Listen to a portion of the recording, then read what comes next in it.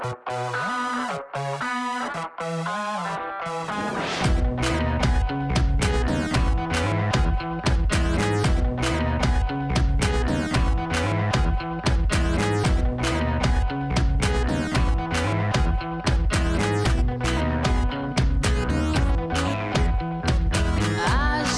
letra pra essa moça. Vamos conversar sobre uma questão bastante delicada, que são as crianças e adolescentes em situação de vulnerabilidade social. E vamos discutir, então, algumas estratégias que contribuem para promover maior inclusão, o desenvolvimento dos seus potenciais e, sobretudo, garantir os seus direitos. Para conversar conosco, estão aqui Gisele Martins, assistente social, gestora de campo do projeto Aluno Presente, Ana Maria Lambert, assessora de Infância e Adolescência da Superintendência de Saúde Mental da Secretaria Municipal de Saúde do Rio de Janeiro, e Kátia Rios, professora, coordenadora do Núcleo Interdisciplinar de Apoio às Unidades Escolares da Secretaria Municipal de Educação. Para enfrentar a vulnerabilidade, acho que a gente precisa ir com o coração aberto. É necessário que os espaços populares e as favelas do Rio de Janeiro sejam vistos em suas potencialidades e não apenas em suas carências. Fazer com que a escola cada vez mais agregue esse valor coletivo, essa possibilidade de encontro. Recentemente saiu um estudo, feito pelo Serguei Soares, um economista que foi presidente do IPEA, e ele chega à conclusão de que justamente essa educação pública universal, de qualidade, é a política mais importante para a redução das desigualdades.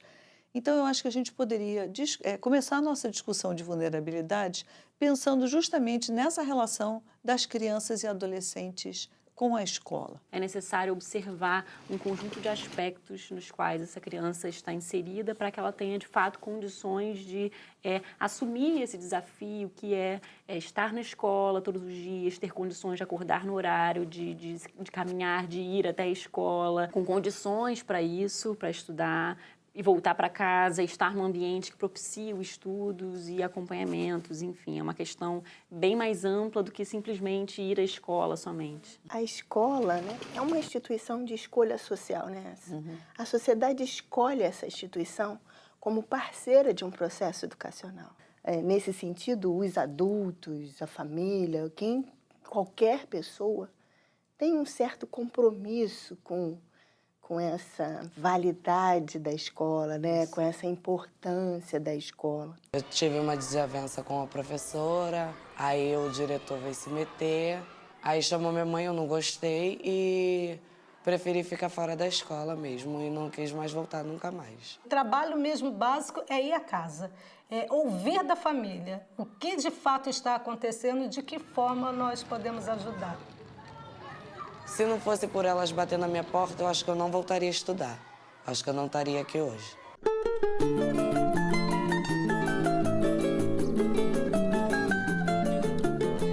As crianças e adolescentes fora da escola estão no lugar da invisibilidade social. E a gente só torna visível quem a gente conhece.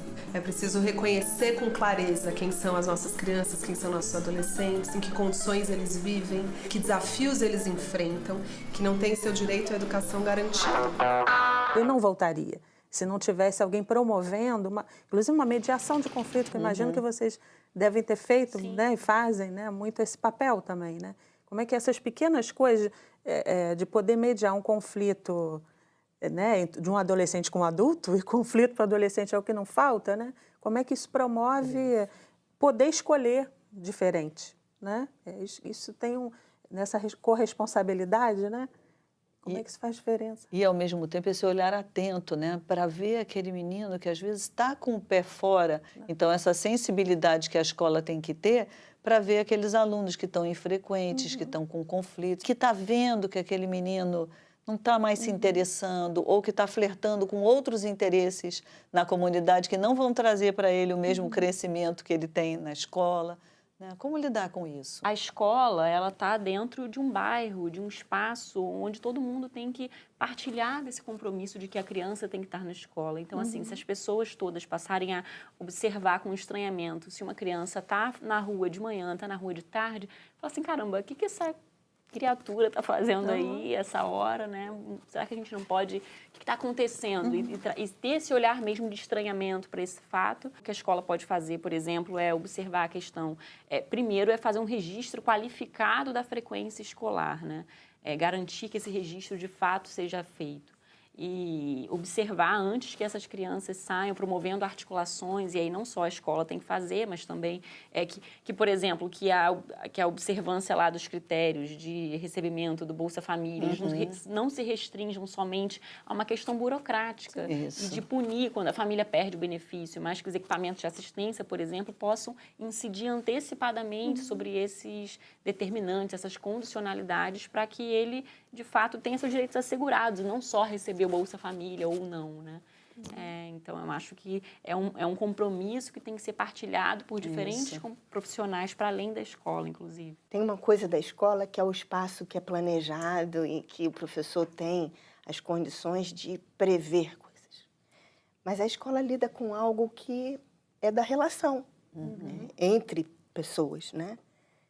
De uma construção de intersubjetividade. E esse aspecto é um aspecto que precisa cada dia ser mais cuidado, porque ele mexe com o aspecto do desejo de participar, de continuar na escola, né?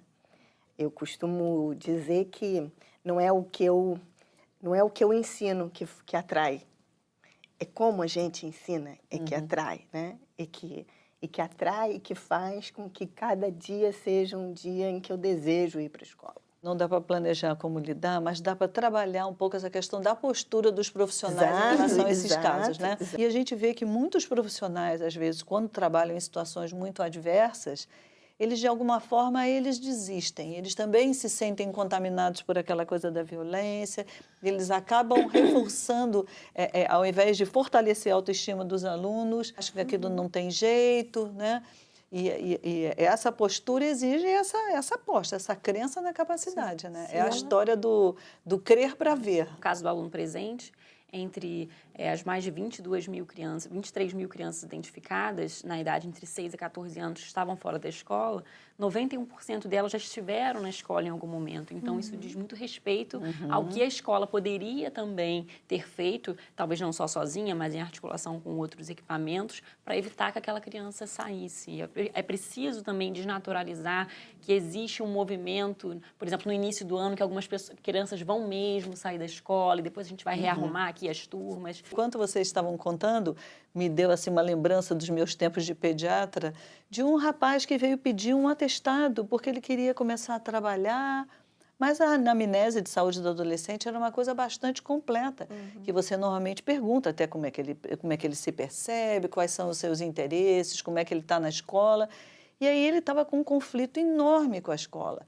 E aí me caiu uma ficha que, se eu não tivesse tido essa preocupação, eu teria legitimado a saída. A escola é importante para o jovem. E para ela ser importante, ela precisa ser um espaço onde ele também delibera no sentido de, olha, eu sou responsável por esse espaço.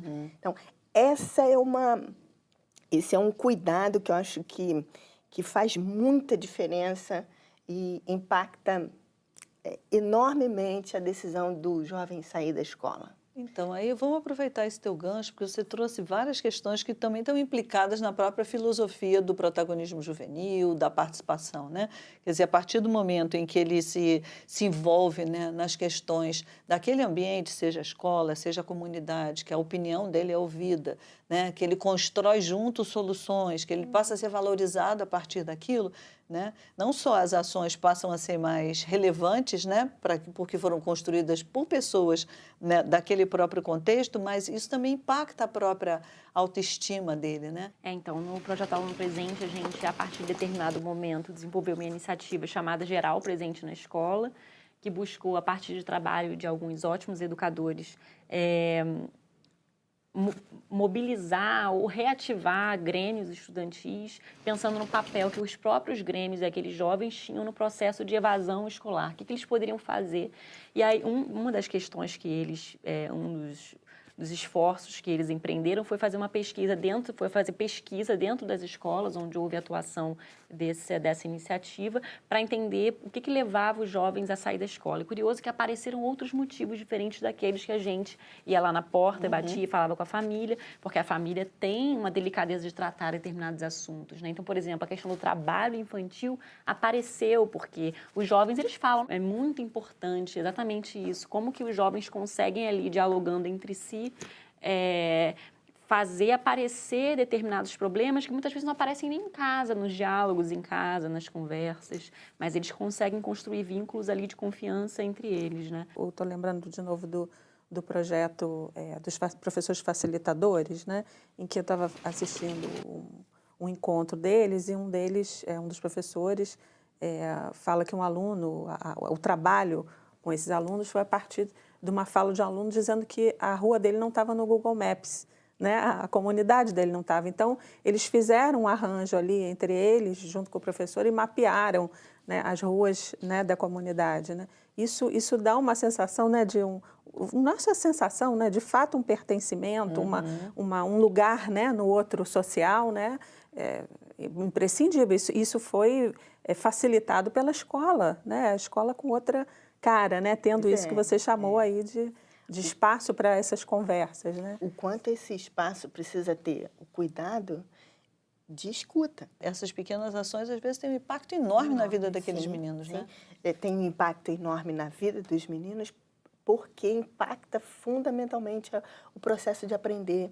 E o processo de aprender qualificado, ele transforma, ele faz parte do processo de desenvolvimento, ele mexe no desenvolvimento. Quando a gente não estrutura isso, quando a gente não dá espaço para isso acontecer, a gente pode ter muitos problemas, como, por exemplo, os jovens em conflito com a lei. Quando você estava falando sobre a questão da escuta na escola, né, eu pensei nessa questão da escuta das famílias também, que às vezes tem fragilidades, questões com as quais a família se sente constrangida e que tem dificuldade de abrir, né? E essa questão de ter, às vezes, o seu filho em cumprimento de medida, ou enfim, como a escola pode criar esses espaços para escutar essas delicadezas e apoiar essas famílias?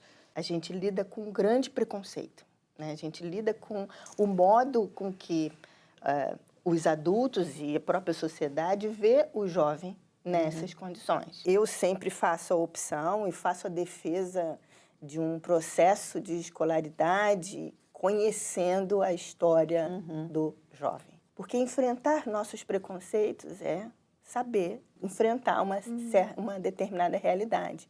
O jovem em conflito com a lei, ele tem uma série de agências tomando conta dele. Essas agências precisam dialogar entre si.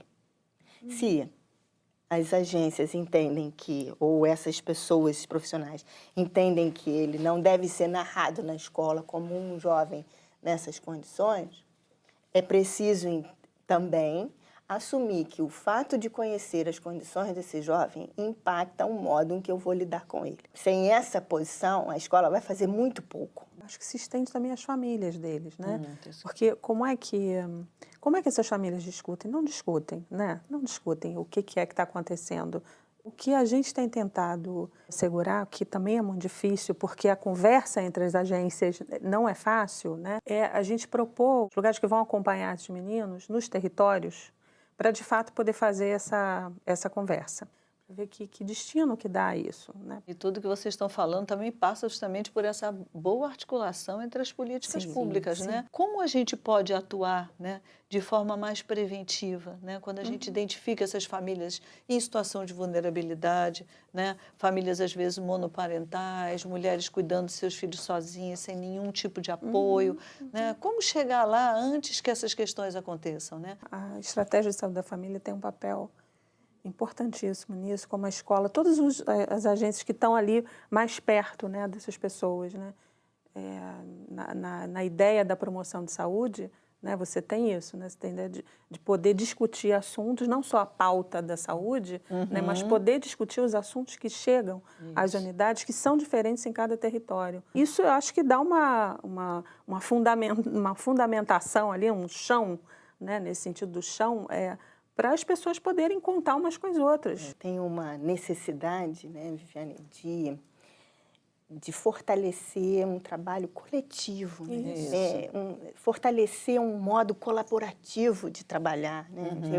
Isso é muito caro entre as políticas, né? E que incorpore também mais essa participação do próprio usuário, quer dizer, exato, essa exato, rede, se a gente está falando exato. de crianças e adolescentes, Exato. eles também têm que estar Exato, constituindo essa rede, exatamente. eles também têm que estar sendo ouvidos. Primeiro, a gente tem que ter essa crença de que a vida deles pode ser diferente. Como se a gente tivesse a preocupação e a necessidade de transformar essa crença, essa esperança, numa certeza. É isso que nos inspira e que nos dá esperança, né?